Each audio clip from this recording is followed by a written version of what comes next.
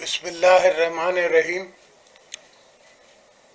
मेरे भाइयों, बेटों, बहनों, पहली बात तो मैं दोबारा आपसे माजरत करता हूँ कि मुझे देर हो गई। ट्रैफिक, जुलूस मुझे बिलावल के पास भी हाजिरी लगानी थी। वर्कर बेचारे थर से, कराची से पहुंचे हुए हैं, बाबा भिट के आइलैंड से पहुंचे हुए हैं। उनके पास हाजिरी लगानी थी, उनका शुक्रिया अदा करना था, उनसे कुछ प्यार करना था। दोस्तों, मैं आपको एक आपकी हकीकत बताता चलूं। जर्नलिज्म डेमोक्रेसी का एक बहुत बड़ा सतून है। हमने हमेशा इसमें बिलीव किया। जब बीबी साहिबा 88 में पावर में आई तब पेपर इंपोर्ट होता था और वो इस्लामाबाद करता था पेपर इंपोर्ट, परमिट देता था। हमने वो उस पे सारे बैंड हटा दिए, इंपोर्ट ऑफ पेपर फ्री कर दिया। वैसे मैं आपसे एक खुश खबरी शेयर करता चलूं कि आज हामिद मीर जो है वो बहाल हो गया है। तो one hand for Hamid Mir coming back. Hamid Mir का सवाल हामिद मीर नहीं है, हामिद मीर का सवाल आपकी बिरादरी से है कि किसी का कोई भी कितना भी मजबूत हो, डेमोक्रेसी में उसको ये हक नहीं पहुंचता किसी और की जुबान बंद करे। मैंने 5 साल प्रेसिडेंसी में बैठ के और सारे जर्नलिस्टों ने मुझसे इख्तलाफ भी किया, मुझ पे तोहमतें भी लगाई, मैंने बर्दाश्त की। ये जमहूरियत है, ये हमारा तरीका है जमहूरियत का। मैं तो मौलाना साहब से कहता हूँ ये सब मुझे सवाब देते हैं, इसलिए मैं इनको कुछ कहता नहीं। जहाँ तक सवाल रहा, अब ये पोजीशन पहुंच गई कि हम अपोजिशन दोस्तों ने सबने सोचा कि अब नहीं तो कभी नहीं। ये चलता जा रहा है सिलसिला, इतना खराब हो जाएगा कि फिर इसको कोई बना भी नहीं सकेगा। इसलिए हम सब साथ आए।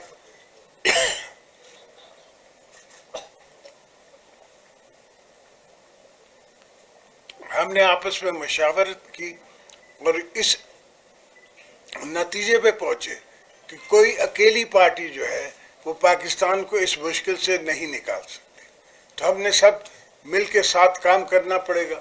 हम उन दोस्तों को भी दावत देंगे जो हमसे दूर हैं, जो हमारे नज़दीक हैं वो हैं। तो हम सब मिल के इंशाअल्लाह पाकिस्तान को, आपको, आपके आने वाली नस्लों को इस मुश्किल से आज़ादी दिलवाएंगे इंशाअल्लाह। जिए भुट्टो, इंशाअल्लाह हम उन्हें लाएंगे भी और उनसे 172 से ज्यादा वोट लेंगे। तो क्या वोटों की तादाद बता सकते हैं? क्या वोटों की एक सवाल करें भाई, एक सवाल। अगर आप इजाजत दें तो इनका जवाब दे दो,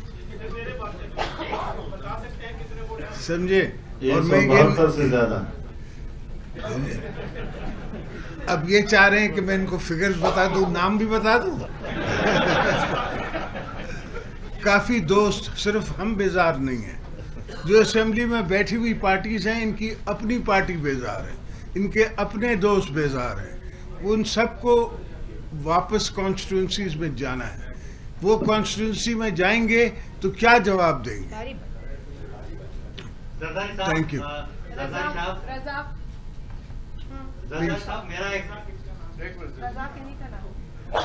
बोलिए बोलिए, पूछिए। जरदारी साहब, मेरा रजा खट्टी मेरा नाम है, अब तक टीवी से मैं हूँ। आप 89 में जब तहरीक अदम एतमाद आई, फोन वाले भी आपके साथ नहीं थे और उसको आपने नाकाम बनाया।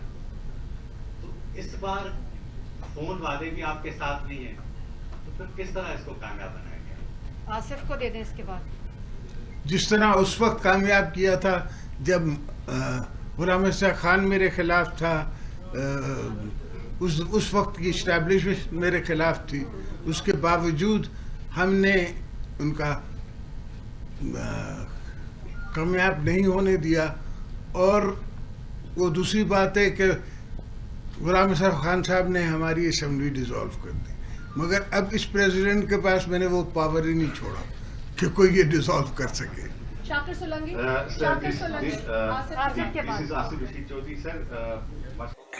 बेटा, जहां तक सवाल है कि हमने ये सब प्लान किया था कि 23 मार्च, जब कुदरत अच्छा चाहती है ना तो फिर अच्छा होता रहता है। ये कुदरत का कमाल है। हमने कोई प्लान नहीं किया था कि 23 तक पहुंचेंगे। हमने बिस्मिल्लाह की, अल्लाह ने हमारी सुनी और हम दोस्त आपस में कर रहे थे, मुबशरे हो रहे थे। तो अल्हम्दुलिल्लाह हम पहले इस पॉइंट पे पहुंच चुके थे कि नो कॉन्फिडेंस करना है। आज का दिन हमने मुहज़्ज़ब समझा। तो इस वक्त ये एक तासुर और सवाल उठ रहा है कि अचानक ऐसा क्या हुआ कि अपोजिशन इतनी मुतहरिक नजर आ रही है और उनकी बॉडी लैंग्वेज और बड़ा पूरा एतमाद नजर आ रहे हैं।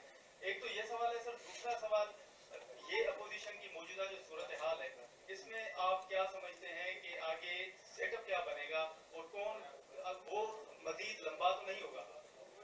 ये तो जवाब हो चुका है बेटा, इसके जवाब सबने पूछ लिए हैं, उसके जवाब आ गया है। हमने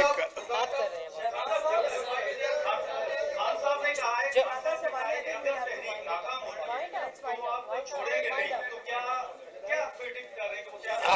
आपको पता है कि ये हाथ मेरे आजमाए हुए। करने देना जी।